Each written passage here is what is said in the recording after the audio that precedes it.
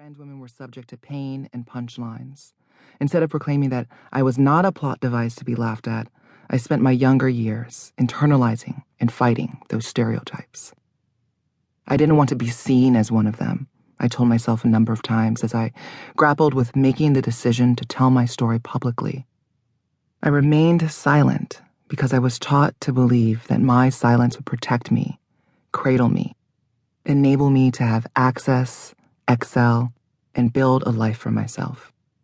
My silence and my accomplishments would help me navigate the world without others' judgments and would separate me from the stereotypes and stigma. As I remained silent, though, I became aware of the fact that behind these limited media images and society's skewed perceptions, there were real girls out there. I knew these girls. I'd grown up with them in Honolulu and passed them on the streets of New York. These girls and women were not given the same opportunities and concessions with which I'd been blessed. They were dismissed and dehumanized, which made an overwhelming majority of them vulnerable to the harshest treatment, exclusion, discrimination, and violence.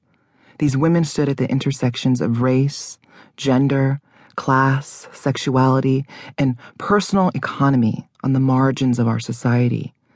Despite my attempt to remain separate and be the exception, the reality was that I was one of these women. I had to be honest with myself about the totality of my experiences. And opening up to the world, even if the story disclosed just one facet of my journey, was a gift. It wasn't a gift just to the hundreds of women who've thanked me for stepping forward.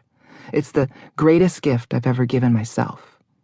In the 3 years since I read that PDF on the curb, my story has been embraced by people from all walks of life. I've had the opportunity to share space with folks around the country, speaking about my experiences of privilege and oppression, my mission to be unapologetic about the layered identities I carry within my body, and reclaiming the often erased legacy of trans women's survival that enabled me to thrive as a young, poverty-raised trans woman of color.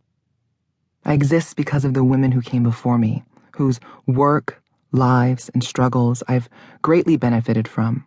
Whether it was 1966 Compton's cafeteria riots, or the Stonewall uprisings of 1969, or the daily battles against policing, exiling, violence, and erasure, trans women, specifically those from the streets with nothing to lose, always resisted.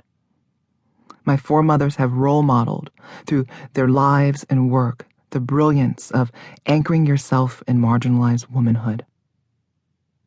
The responsibility that comes with being visible is a duty, one I'm still growing comfortable with. I have been lauded as a voice, a leader, and a role model. I know intimately what it feels like to crave representation and validation, to see your life reflected in someone who speaks deeply to whom you know yourself to be, echoes your reality, and instills you with possibility. That mirror wasn't accessible to me growing up. It was an utterly lonely place to be. So when a girl with tears in her eyes embraces me and tells me, I want to be like you when I grow up, or reading your story has given me hope, or you're my hero, I understand the gravity of her statements. My story has shown that more is possible for girls growing up like I did. I'm proud of that, yet I struggle with being held up as the one who made it, as an exception to the rule. For years, exceptionalism was a bandage I proudly wore to make me feel worthy. I felt validated when people stated that I was exceptional or unique, or that I was not the norm.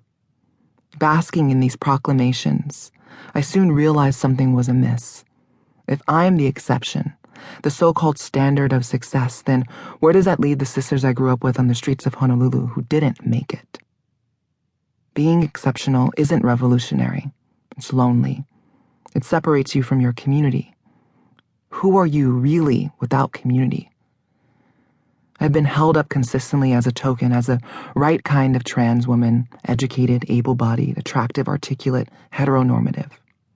It promotes the delusion that because I made it, that level of success is easily accessible to all young trans women. Let's be clear, it is not. We need stories of hope and possibility, stories that reflect the reality of our lived experiences.